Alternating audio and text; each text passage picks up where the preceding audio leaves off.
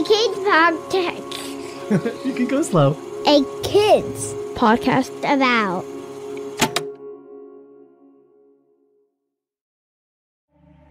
Are you between the ages of 10 and 15? There's something brand new from a kids company about that I can't wait to share. Introducing A Kids Class About, a streaming platform designed for you, focused on careers, life skills, and big ideas to spark your future. Visit akidscode.com for more information.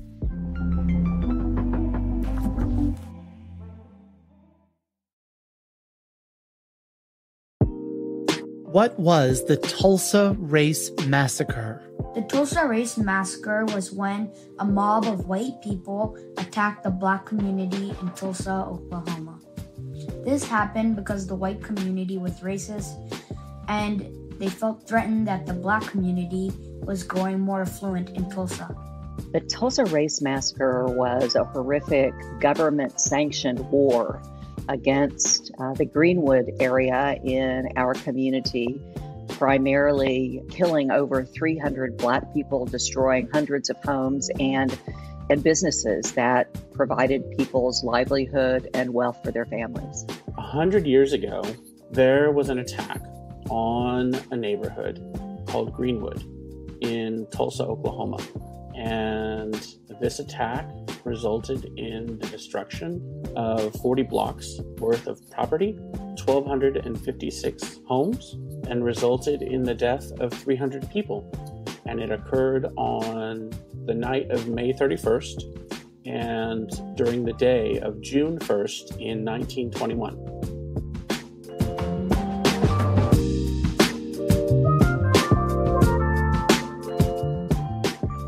Welcome to A Kid's Book About, the podcast. I'm Matthew.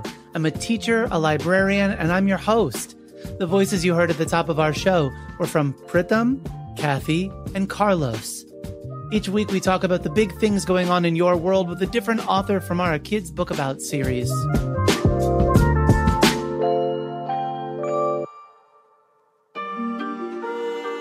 Hi, my name is Carlos Moreno. I'm a Latino graphic designer and writer, and I am the author of a kid's book about the Tulsa Race Massacre. Today's conversation is for everyone. As with other shows, we made this episode to be listened to by kids and also their grown-ups. But unlike other episodes that focus on emotions, identity, or experiences, this episode will focus on history. And unlike other episodes where the grown-up near you may have the language or the knowledge to talk to you about the topic, this one might be new for them too. On June 1st, 2021, the 100th anniversary of the Tulsa Race Massacre, we published a free-to-download book by Carlos Moreno called A Kid's Book About the Tulsa Race Massacre. It's a book written for ages 6 and up. It's powerful and factual and challenging, and it's available to all for free at akidsbookabout.com. I really loved kind of digging into the history and getting to know these families and getting to know just the history of my own city and the place where I live. You know, this is really important history that I think that we need to know here in Tulsa. And because Greenwood was known all across the country, it's a story that I think people all over the country need to read about. And you find common themes. Things that happened in Greenwood happened all over the country, the good and the bad. And so I think people will connect to it almost, anywhere they are. We're packing a lot into this episode today because while I will always commend you for asking questions and finding your own conclusions and understandings, I think it's important that history be understood as clearly as possible. In fact, that will only serve to make your questions stronger. So let's start with the neighborhood in Tulsa called Greenwood. What's important to know about Greenwood is that it was a very large neighborhood, so of 40 blocks. And there were about 10,000 people who lived in Greenwood. There were all different classes of people, from working class people to business owners and entrepreneurs to very, very wealthy people, all living together in this community. It was a very communal neighborhood. Everyone shared and everyone worked together to build this neighborhood together. Greenwood was originally Native American owned land. It was owned by the Creek and Cherokee tribes. In 1905, there were some Black business owners who had moved into, this was Indian Territory before it became the state of Oklahoma. And they bought this land from the Native tribes and they founded their own community, a mostly Black community. This was during a time when there were more than 50 all-Black towns in Indian Territory. And so Greenwood was one of these communities amongst many, many other Black-owned communities in Indian Territory during this time. Listeners, think of the most popular cities that come to your brain. What are the cities people are always talking about? What are the places everyone wants to visit? What are the places you know about not because you visited them, but because you've just heard so many people talk about them? Greenwood was one of those places. Newspapers like the Chicago Defender, newspapers like W.E.B. Du Bois' newspaper, The Crisis, and other Black newspapers at the time all across the country, they knew about Greenwood. Greenwood hosted many of the most prominent Black leaders at the time. I mentioned W.E.B. Du Bois. He visited Greenwood. Booker T. Washington, he also visited Greenwood. There were many jazz musicians, very early jazz musicians that would tour the country, and Greenwood would be one of their stops. After 1921, Count Basie visited Greenwood in 1927 and really formed his sound because of the music of that was happening in Greenwood. Greenwood played a very important part in the civil rights movement in the 1950s and 60s and was written about all across the country as well. And even Prince, in his autobiography, wrote about Greenwood and wanted in 2014, was working on a project to teach the country about Greenwood. Booker T. Washington, W.E.B. Du Bois, Count Basie, Prince. These are just a few people who knew Greenwood intimately. And one of the things that made Greenwood so accessible to the rest of the country, it was built along a railroad. One of the most important things to know about Greenwood is that it was built along the railroad. Oil was discovered in Oklahoma in 1901. So back during this time, in the very early 1900s, if you had your businesses in your community along the railroad tracks, you would be tremendously successful. It was like being on the internet today. You know, if you have a business and you're on the internet, you're going to be super successful. If you're not on the internet, you're probably not going to be as successful as a business. The railroad was exactly that. So communities that were near the railroad really had a huge advantage when it came to business and commerce and drawing people in. So everybody from across the country who would stop in Oklahoma, they would stop in Greenwood because Greenwood was one of these railroad stops. And everything that you wanted was right there. So hat shops and clothing stores and movie theaters and candy stores. And if you wanted to get a haircut, if you wanted to hear music, everything you wanted was right there on Greenwood, right there in this neighborhood. So this beautiful, thriving, amazing neighborhood called Greenwood, it seems like it had absolutely anything you could want, right? Well, what do you call the feeling of seeing something someone else has and wanting it for yourself? Go ahead, call it out. Jealousy is a great word for that. Coveting is also a word that works well. The people who lived in Tulsa on the other side of the railroad tracks were mostly white people. And those white people, especially a handful of them in positions of power in the city, they wanted Greenwood for themselves. A few business owners on the other side of downtown, they wanted the entire downtown area for themselves. They wanted to build their own train depot and they wanted to have their own commercial district right where Greenwood was. And in order for them to do that, they had to drive the community of Greenwood further north, outside of the downtown area. And how do you get a neighborhood of people with successful businesses and homes and established lives to give up those things and relocate to a different part of the town so that you can take over their neighborhood? You know the answer to that question, don't you? It's a terrible answer. And it's exactly what happened. And so this was a planned attack on the neighborhood of Greenwood in an attempt to steal Greenwood's land. Greenwood had something that the white community wanted. And so they had planned this attack. They coordinated it with the police department, with the National Guard, and the mayor and the city commission. So these businessmen who were in power collaborated with the leaders of Tulsa to try to steal this land away from the Greenwood community. When I first heard about this event, and maybe when you first heard about it too, it was referred to as the Tulsa Race Riot.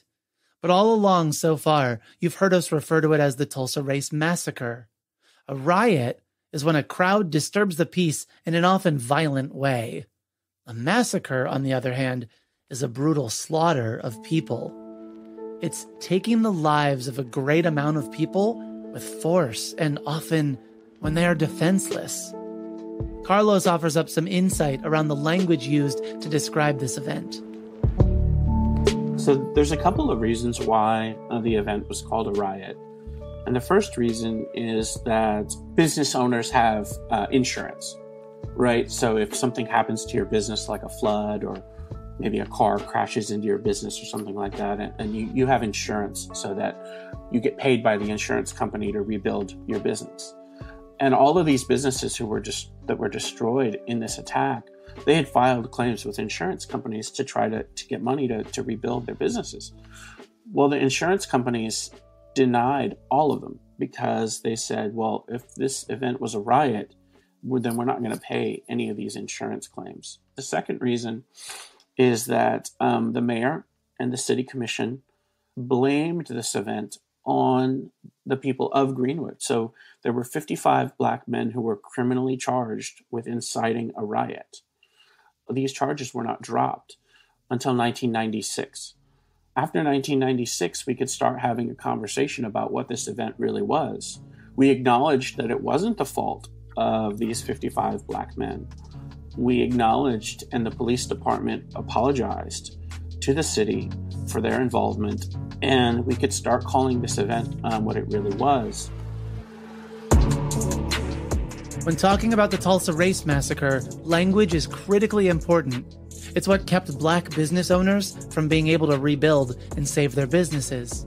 It determines who's held accountable and responsible when crimes are committed.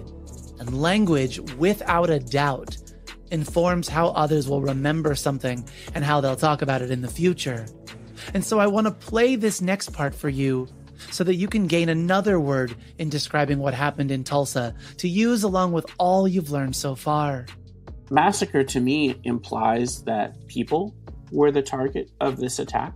And it doesn't really fit with a lot of the other historical massacres that were occurring in other places like Wilmington, or you may have heard of the Chicago riots in 1919 or the Rosewood, massacre.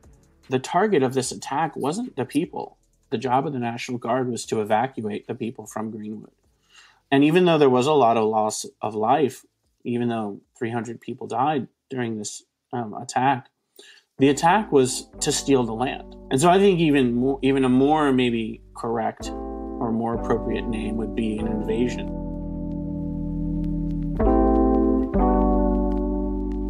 When we return, a look at Tulsa today and where we go from here, right after this quick break.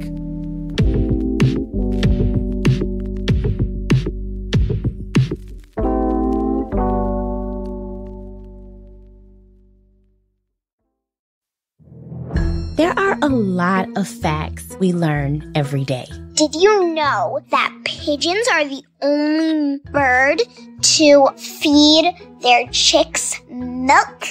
Did you know that potatoes can grow on Mars? And did you know a monarch butterfly is poisonous? And did you know a snail has more than 1,000 teeth? And did you know a dragonfly actually eats, the flies, if you hate them, they're just flying around and you hate them, they'll just actually eat them. They eat little bugs. Dragonflies eat little bugs?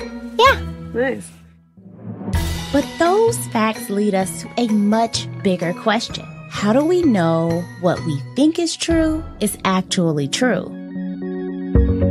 Hi, friends. I'm Ariane Nettles. I'm a journalist, a college professor, and host of Is That True? It's a kids podcast about facts. Each week, we go on a fact-checking investigation with experts and enthusiasts because when you have evidence to support your knowledge, what you know becomes even stronger. Even cooler, you are a key part of this show. We need you to make it happen. We need your facts. Maybe it's something you know about science or sports, animals or world records, history or space. There's no limit to what we can learn about. New episodes of Is That True release every Wednesday wherever podcasts are found. This is Ariane, and I can't wait to investigate with you.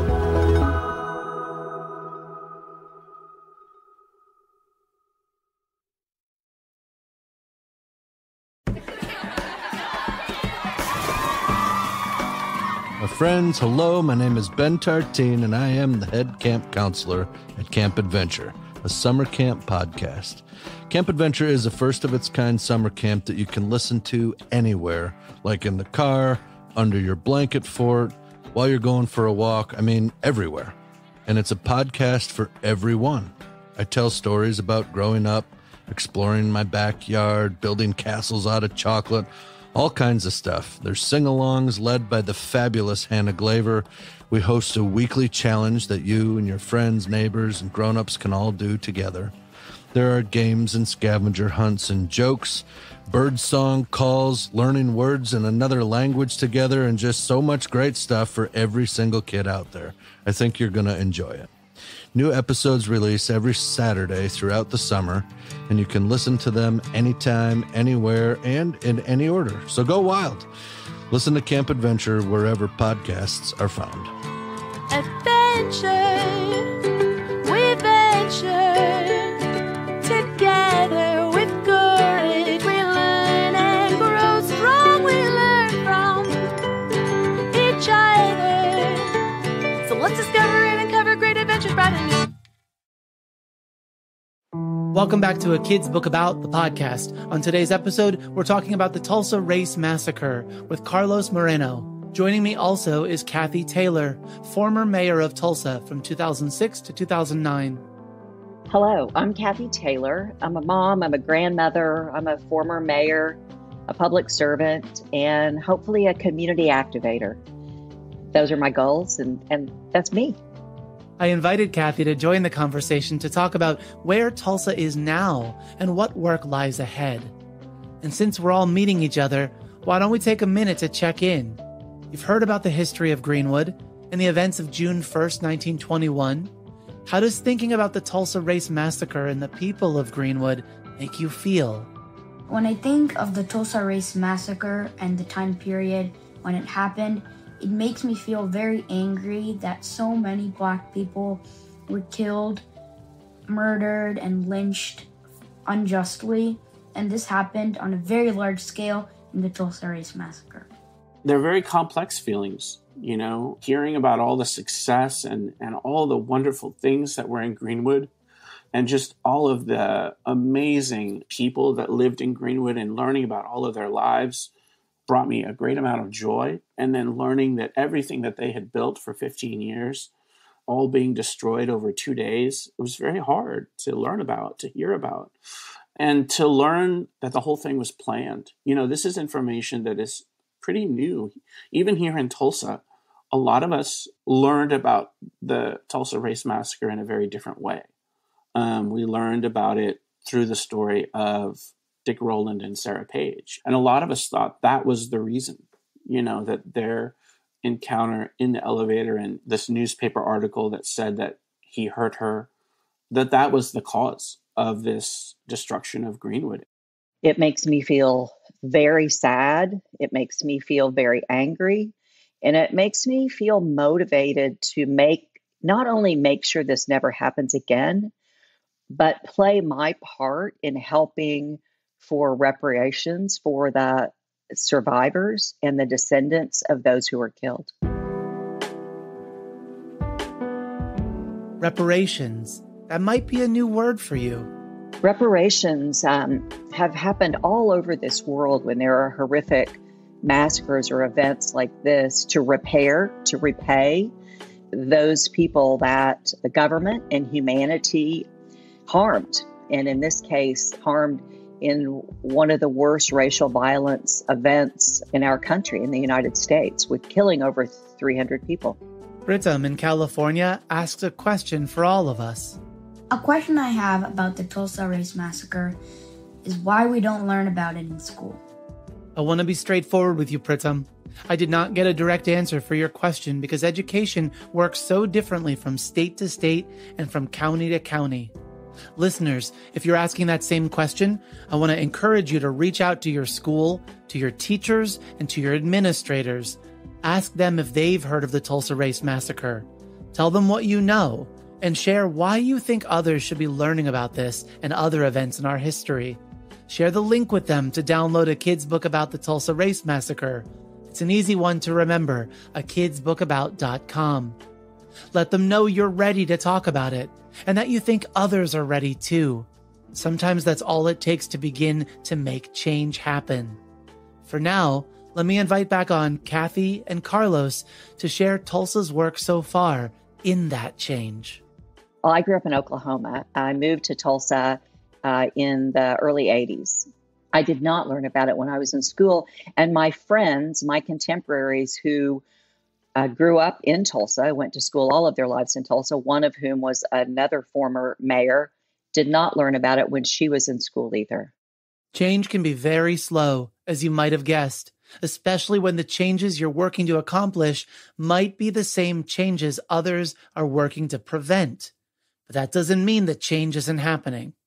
So when Mayor Savage was in office, which was about the late 90s, early 2000s, I think is when the discussion about the history first began.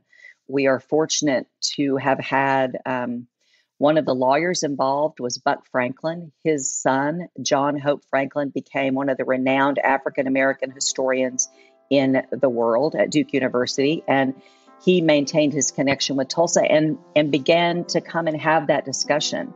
Mayor Savage issued the first apology on behalf of the city to those killed, their descendants, and the survivors. And in 2007, we raised money to offer to bring every survivor to Tulsa to honor them and to publicly apologize, and to also have the judge who had filed the charges against Mr. Rowland, who's talked about in the book, formally released and expunged because they still were on the books from 1921. Mr. Rowland, or Dick Rowland, was the man mentioned earlier by Carlos. He, a black man, was in an elevator with a white woman named Sarah Page, who claimed that Mr. Rowland hurt her in the elevator. This interaction and Mr. Rowland's arrest was used as an excuse for the start of the Tulsa Race Massacre, an invasion we now know was planned all along. And so I think the discussion has continued from then. I think that attitude has significantly changed as we have received more national attention, more books have been written about it, and we are having that hard discussion about how do we keep history from repeating itself and how do we repair what happened. Another word I want to give you to help understand the intention of some of the things that are going on in Tulsa is the word reconciliation. Reconciliation means coming together with understanding, coming together with empathy and understanding over what has happened in the past. And to me, it is a base from which you move forward to work to ensure history does not repeat itself, that you leave the world a better place than it has been in the past or that you found it. What you see in Greenwood today is a community that is divided by a highway, that's divided by housing segregation. You know, there was housing segregation in Greenwood until 1963. There was school segregation between black and white Tulsa until 1971. So we're only one generation away from having a very divided city. And you see this not just in Tulsa, but in many, many cities all over the country. There's a black part of town and a white part of town, or there might be in your city a Latino part of town and a white part of town, or maybe an Asian part of town. These types of segregations, really don't allow people to get to know each other and talk to each other. When I first moved to Greenwood, they welcomed me with open arms. It didn't matter to them that I looked different from them and came from a different place and maybe listened to different music or ate different food or read different books. They just wanted to learn all about me, and I wanted to learn all about them. It might sound really simple, but having conversations with people who might not necessarily look like you or listen to the same music you listen to or eat the same food you eat or worship in the same church that you worship in. I think having these cross-cultural and cross-racial conversations are hugely important, and supporting, Black-owned businesses and supporting Latino businesses and Asian businesses, and just getting out there and just exploring your city and everything it has to offer, not just maybe your little corner of town, Thank you to Carlos Moreno, author of a kid's book about the Tulsa Race Massacre, for joining us today. Thank you to Mayor Kathy Taylor as well. And thanks to our very special kid voice for helping make this episode what it is. My name is Pritham. I'm 12 years old and I live in California. My favorite things are playing Frisbee, building things, and reading about cultures, geography, history, and politics, especially in graphic novel form. Thank you, Pritham. If you want to be on a future episode of A Kid's Book About the podcast, or if you have a question you'd like us to consider, have a grown-up email us at listen@akidspodcastabout.com, and we'll send you the details. A Kid's Book About the podcast is written, edited, and produced by me, Matthew Winner, with help from Chad Michael Snavely and the team at Sound On Studios. Our executive producer is Jelani Memory, and this show was brought to you by A Kid's Podcast About. Subscribe to the show on Apple Podcasts, Spotify, Stitcher, and wherever podcasts are found. And if you like this episode, consider sharing it with a friend, teacher, or grown-up. Join us next week for a preview of Camp Adventure, a brand new summer camp podcast from A Kid's Podcast About.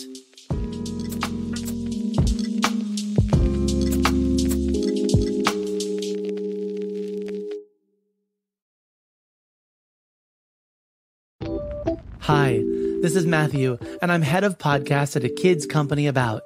We hope you enjoyed this show, and we'd love for you to check out our growing library of shows at A Kid's Podcast About. Whether you're looking for storytelling with crafts and activities, fact-finding with experts and enthusiasts, or looking to explore and understand your world better, we have got a podcast for you. Check out the A Kid's Podcast About channel on Apple Podcasts or wherever podcasts are found, or visit akidsco.com.